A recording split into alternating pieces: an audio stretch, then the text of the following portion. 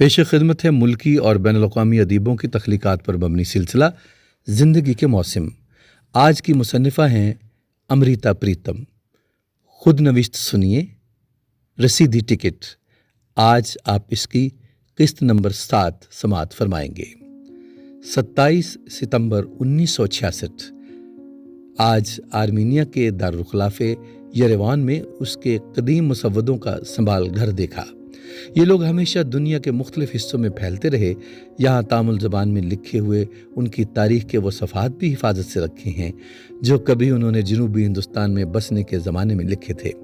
आज 13वीं सदी का एक वो चर्च देख रही थी जो एक पहाड़ को चोटी की तरफ से काट कर तराश कर बनाया हुआ है। तब देखा ऊंचे चबूतरे से एक छोटी सी सीढ़ी पत्थरों की एक गार में जाती है। गार से एक मुंह आ गया। झिझक कर किसी से पूछा, मैं इसके अंदर जा सकती हूँ? वो जगह जैसे मुझे ज़बरदस्ती अपनी तरफ खींच रही थी, लेकिन खुद ही मैंने हिचकिचा कर कहा शायद नहीं, क्योंकि देखा लोग उस चबूतरे को होंठों से चूम रहे थे। इसलिए सोचा इस पर पाँव रख कर शायद आगे नहीं जाया जा सकता।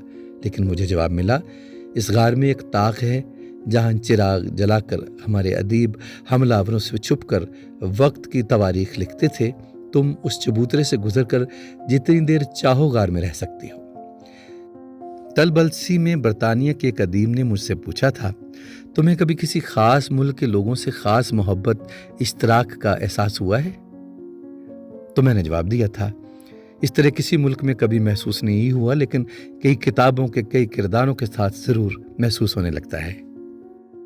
लेकिन आज यरेवान के एक चर्च के एक गार ने मेरे अंदर अचानक इस तरह मोह जगा दिया है, तो सोच रही हूँ सिर्फ किताबों के किरदार ही नहीं, कोई गोशे कोने भी इस किस्म के होते हैं जो अजनबी मुल्कों में कुछ अपने महसूस होने लग जाते हैं। 2 अक्टूबर 1966 मास्को से कोई 200 किलोमीटर लंबा रास्ता पेड़ों से घिरा हुआ है। सुना हुआ था कि रूस के जंगलों में मौसम खिज़ां देखने लायक होता है। आज देख रही हूँ दरख्तों के पत्ते सोने के चौड़े पत्तों की तरह झूलते लगते हैं। कई पेड़ों के तने सरबसर सफ़ेद जैसे चांदी के पेड़ों पर सोने के पत्ते उगे हों। यासनाया पोलियाना में आज टॉल्स्टाई के घर खड़ी थी, उस कमरे में जहां उसने जंग और अमन लिखी थी। उसकी ख्वाबगाह के पलंग के पास टॉल्स्टाई की एक सफ़ेद कमीज टंगी हुई है। पलंग के बाजू पर मैं एक हाथ रखकर खड़ी थी कि दाएं जानिब की खिड़की में से हल्की सी हवा दाखिल हुई और उस टंगी हुई कमीज का बाजू हिलकर मेरी बाहों से छू गया। एक पल के लिए जैसे वक्त की सुइयां पीछे मुड़ पड़ी। 1966 से 1910 पर आ गई और मैंने देखा गले में खुली सफ़ेद कमीज डाले वहां दीवार के पास टॉल्स्टाई खड़ा है। फिर खून की हरकत ने मामूल पर आकर देखा, कमरे में कोई नहीं था और बाएं हाथ की दीवार पर सिर्फ एक सफ़ेद कमीज लटक रही थी। 8 अक्टूबर 1966 poetry is a country without frontiers कहते हुए यूगोस्लाविया वाले हर साल अगस्त के आखिर झील से 10 कोस के फासले पर शुत्रवगाओ शहर में दरियाए रूम के किनारे शायरी का मेला लगाते हैं। पहले रोज़ सिर्फ मेसोडीनन ज़बान की नज़में पढ़ी जाती हैं और दूसरी रात सारी यूगोस्लाविया ज़बानों और मेहमान ज़बानों के शायरों के लिए होती है। सारे शायर दरिया के पुल पर खड़े होकर नज़में पढ़ते हैं और सुनने वाले दरिया के दोनों किनारों पर बैठकर सुनते हैं। कई कश्तियों में बैठकर जलती मशलों और बिजली के कुमकुमों की रोशनी दरिया में झिलमिलाती है, तो ये रात किसी परी कहानी ऐसी बन जाती है। शायर अपनी अपनी ज़बान में नज़में पढ़ते हैं और उनके तर्जुमे यहाँ के मशहूर अदाकार पढ़ते हैं। जिस मुल्क का शायर जिस वक्त नज़म पढ़ता है तो उस मुल्क का परचम लहराया जाता है। आज यहाँ नज़म पढ़ना मेरी ज़िंदगी का बड़ा प्यारा तजुर्बा है। ये सब तालियां हिंदुस्तान के नाम पर हैं, कालिदास के मुल्क के लिए, टैगोर के मुल्क के लिए, नेहरू के मुल्क के लिए। 26 अगस्त 1967 कल आखिरत से स्कोपिया पहुंचने के लिए जिस कार का इंतज़ाम था उसमें एथोपिया का एक शायर इब्रा जम्बेरी भी था और एथोपिया का शहजादा महतीमा सेलासी वो भी था। हम रास्ते में ज़्यादातर शत्रोगा में हुए शायरी के मेले की बातें करते रहे, लेकिन एक जगह ठहर कर बियर का एक एक गिलास पीते हुए एथोपिया के प्रिंस का दिल छलक पड़ा। आप शायर लोग खुश नसीब हैं, حقیقت کی دنیا نہیں آباد ہوتی تو تخیل کی دنیا آباد کر لیتے ہیں۔ میں 20 سال وائلن بجاتا رہا تھا۔ ساز کی تاروں سے مجھے عشق ہے، لیکن جنگ کے دنوں میں میرے دائیں بازو میں گولی لگ گئی۔ اب میں وائلن نہیں بجا سکتا۔ موسیقی میرے سینے میں منجمد ہو گئی ہے۔ تاریخ خاموش ہے، میں بھی کل سے خاموش ہوں۔ موسیقی کے عاشق کو اور ان کے ہاتھوں کو گولیاں کیوں لگتی ہیں؟ اس کا جواب کسی کے پاس نہیں۔ اس سوال کے سامنے صرف خاموشی کی بند گلی ہے۔ 30 اگست 1967 بیلگریڈ سے قریب 100 میل دور کراگویوچ شہر کے پہلو میں کھڑا ہونے پر دور تک ایک سرسبز خلا دکھائی دیتی ہے۔ اس خلا میں 2 سفید پر دکھائی دیتے ہیں، قریب 18 گز لمبے اور زمین سے قریب 10 گز بلند۔ اس وقت 1941 تھا، اکتوبر ماہ کی 21 تاریخ، جب ایک اسکول میں قریباً 300 بچے اپنا سبق پڑھ رہے تھے کہ جرمن فوجوں نے اسکول کو گھیرا ڈال دیا۔ ایک ایک بچے کو سمیت استادوں کے گولیوں سے بھون ڈالا۔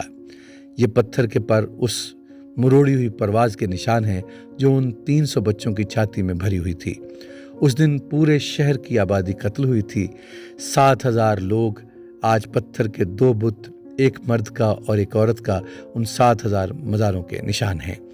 یہاں کھڑے ہو کر آج جو کچھ ایک زندہ انسان کے سینے میں ہوتا ہے، وہ یا تو یہ ہے کہ اس کے زندہ سینے میں سے نکل کر گوشت کا ایک ٹکڑا ان بتوں میں سما گیا ہے، اور یا پھر ان بتوں میں سے نکل کر پتھر کا ایک ٹکڑا ہمیشہ کے لیے اس کے سینے میں اتر گیا ہے۔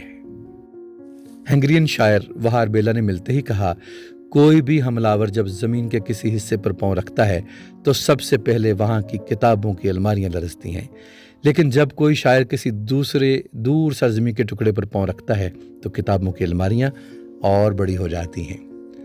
خوش آمدید کے ان پیارے الفاظ کے بعد آج وہ مشین دیکھی جس پر 15 مارچ 1848 کو شان ڈور پیستوفی کی لکھی ہوئی وہ باغی نظم چھپی تھی جو اب وہاں کا قومی گیت ہے۔ آج یوباج کا ورثہ کی ملاقات بھی بڑی یادگار ہے۔ اسٹالن کی موت تک اس شاعر کی کوئی کتاب نہیں چھپ سکی۔ یہ 4 سال سائبیریا میں جنگلی قیدی رہا۔ 1948 میں رہائی کے وقت اس کی جیبوں کی تلاشی لی گئی تو جیبوں سے نکلی نظموں کی وجہ سے اس کو 1 سال کے لیے پھر جیل میں ڈال دیا گیا۔ آج بڈاپسٹ ریڈیو سے بولنے کے لیے اور ہنگیرین ادیبوں کی مجلس میں پڑھنے کے لیے جب میں نے اپنی نظمیں منتخب کیں تو خوش ہوں کہ مجھ سے کوئی سوشلسٹ لحاظ داری کی مانگ نہیں کی گئی۔ وہی نظمیں چنی گئی جنہیں میں چاہتی تھی۔ آج شان ڈورا کوش نے میری نظموں کا ترجمہ کیا ہے۔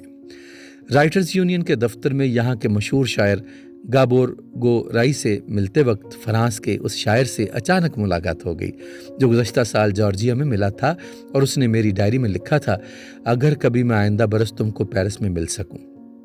لیکن آج اس نے پہلی بار میری نظمیں پڑھیں تو خوشی سے بول اٹھا، خدا کا شکر ہے کہ یہ نظمیں ہیں، مجھے خوف تھا کہ تم صرف سوشلسٹ نظمیں لکھتی ہوگی۔ اور اس بات پر صرف میں نہیں، میرے ساتھ بیٹھے ہنگیرین شاعر بھی کھل کر ہنستے رہے۔ ایک شاعرہ کہہ رہی ہیں، پورے 10 برس ہم کو خاموشی کی ایک لمبی گفا میں سے گزرنا پڑا۔ اب تسلیم شدہ معیاروں سے الگ ہو کر لکھی نظموں کا چھپنا ممکن ہو گیا ہے۔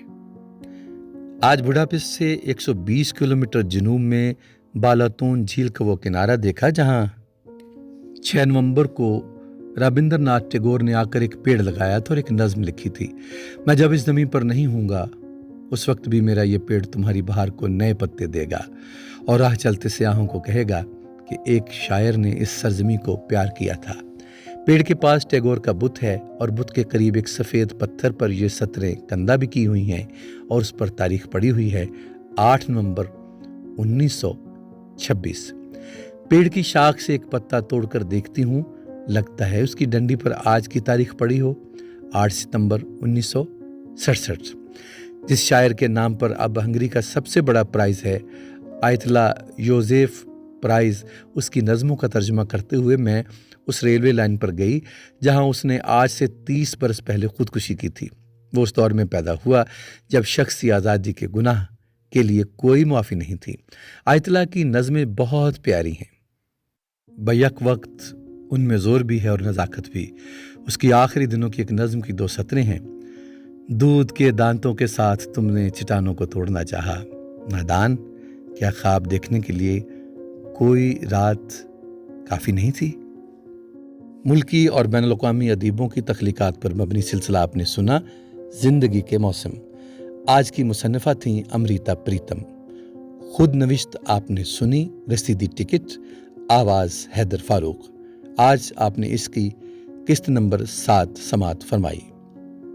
اگر آپ کو صوتی تشکیل اچھی لگی ہو تو ہمارا چینل سبسکرائب کیجیے گا۔ بہت شکریہ۔